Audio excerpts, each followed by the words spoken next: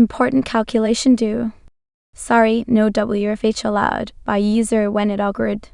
I am currently in my malicious compliance phase at work right now. I got rid a new one last week because I needed to work from home in order to get some urgent stuff done for a conference I needed to attend the following week. I was explicitly told that I could not work from home without approval, and I was told that I signed a policy about it. I responded that my job requires me to work from home all the time, to which they replied, "You signed the policy." So now, after I leave the office, I turn off my work-issued cell phone and never look at it on the weekends. I am a salaried employee, but I am not going to beg my employer to allow me to work from home. This weekend I got a call on my personal cell from one of the other managers about approving some billing rates that were due. I told her that I wasn't allowed to work from home, and I will get to it on Monday whenever I have the opportunity.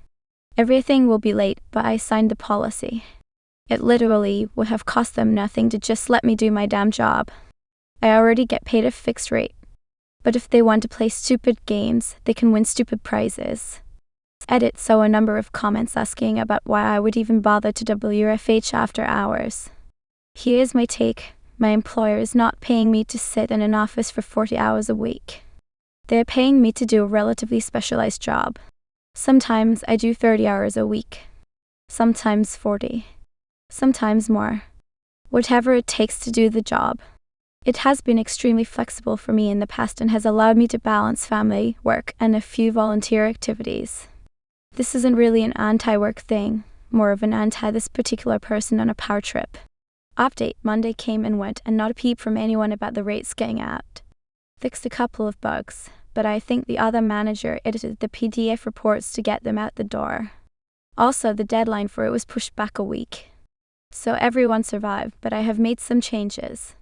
Change #1, I'm no longer taking my work cell home with me. It is freeing and anxiety-inducing at the same time after doing so for so long.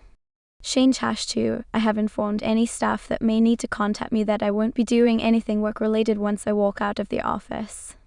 Change #3, I am updating my resume today. It's time to leave. Thanks to everyone for their feedback. Wish you all the best. CEO's assistant said it wasn't right I had a nicer chair than he did, by user King of Mooks. TLDR at end. Very mild one. Bit wordy with a not particularly satisfying payoff. A while back my wife and I were buying our house after a few years of rental. There was a delay in the new house being ready, so we moved in with my mother for a few weeks. During that time I stashed some stuff at work, including bringing in my chair, a very nice Herman Miller Aeron I had gotten second-hand. The office chairs were old. Standard/serviceable but not exactly nice. After a few days, I noticed that my chair would be in the conference room every morning. No problem, I just wheeled it back to my desk. I was working 8 to 4 to avoid traffic, so was usually in first. But the CEO of about 120 people would usually not arrive until about noon and take later meetings when most of the staff were away. After a few days the chair kept ending up at his desk. Open plan, thankfully, so I just took it back every morning. I wasn't foolish enough to go into the CEO's office. He'd shoot me a dirty look every morning, but that was it. After a few more days of this back and forward, the CEO's assistant, who was a lovely person who I felt immense pity for, approached me and told me that the CEO didn't think it was appropriate that I had a nicer chair than him. People would think that my desk belonged to the CEO and it was stressing her out having to basically fight for it every day on his behalf. I told her I understood completely and would stop fighting over it. I took it out of the office that lunchtime and reclaimed a normal office chair. The next day she came over and asked where the chair was. I said with an incredibly straight face that I thought since it wasn't appropriate I just took it to my car. She had a super stunned look, but just kind of ran off. Since I was almost always first and I always got parking near the building, pretty much everyone got to walk past my car on the way into the office and see my chair in the boot for a few more weeks. However, given his cowardly nature, I never got approached about it again. To this day, I'm 100% certain they thought I was just going to give in and let him have my chair. Instead, I got the joy of telling everyone the honest truth about why my chair was in my car for weeks. TLDR, CEO tried to steal my personal chair I had brought to office, citing that it wasn't right I had a better one than him. I agreed, but rather than give him my chair, I kept it in the car outside the office for weeks and told everyone why. Added TLDR. Edit 2. Move TLDR to end. People are being weird about it. Edit 3. To answer the most common questions. I asked HR before bringing my stuff in. They knew, my team lead knew, everyone who said hey, what's with the chair knew. Did the CEO actually know? I did not directly inform the CEO, because I never talked to him more than 3 times when I worked there, so it would have been weird. Yes, I could have labeled my stuff, but it didn't seem necessary for till 8 weeks.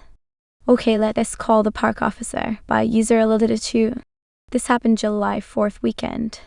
I am a member and have a place in a self-contained camp community. Nice quiet place with a lake and pools and a restaurant and things like that.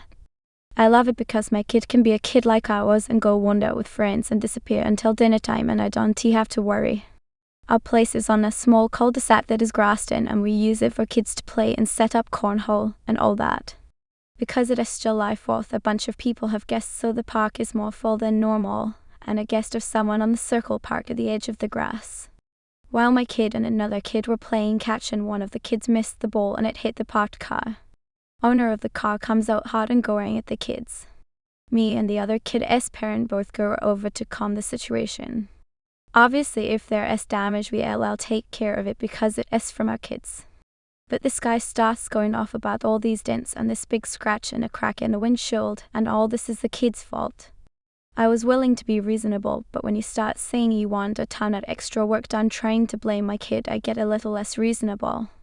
So we going back and forth and then he says the magic word that if we aren't willing to pay for everything he is going to call the park safety office to come deal with it. Knowing where this was going, I smiled and said yes, okay, let us do that. So the officer comes out and to no one's surprise but this guy, the area his car is parked is a no parking area, so not only does the officer tell him to deal with it because if he had followed the rules and parked in an actual parking zone this wouldn't have happened, and because the guy told him he'd been parked there for 2 days with no issues before now, he got a nice fat ticket and order to move his car. He turned bright red but didn't say another word and moved his car and we didn't see or hear from him the rest of the weekend. The available during lunch? Sure thing, by user Berserk Sophie. My manager sent a passive-aggressive message to the whole team, clearly aimed at me. Lunch breaks are unpaid, but everyone is expected to be available during core hours, including lunch. I used to take a quick walk or step out to grab coffee, never miss meetings, never late. But fine. If she wants me available, I'll play along. I started eating lunch at my desk every day, no headphones, not working. Just sitting. I ignored emails and messages, and when people came over, I'd smile and say, I am on my unpaid break, but I'll jump on it at 1. One day she sent a message at 12:10 asking for a report ASAP. I didn't reply until 1:0. Someone else had scrambled to do it by then. She later asked why I didn't respond, and I said I was available, just not working, as instructed. She never brought up lunch breaks again. Company has an asinine travel policy. Costs them extra, by user Dablacone 123. A few months ago, I had to travel for work. Some cost savings measures had been implemented recently and I was required to have a funding letter from the financial department so they could allocate funds appropriately, even though my travel was authorized by my supervisor and required for the company business. Okay, I'll jump through this hoop, whatever. I get a funding letter and travel a couple hours to my home away from home. Halfway through my trip, my work schedule opens up. I have a few days off, but I know I'll be working more the following week. Since I'm only a few hours from home, I decide to check out of my hotel, drive home to spend the weekend with my family, then drive back the following week when I actually have work to do. Saves the company paying a few days for a hotel room and per diem. I get time with family. Win-win, right?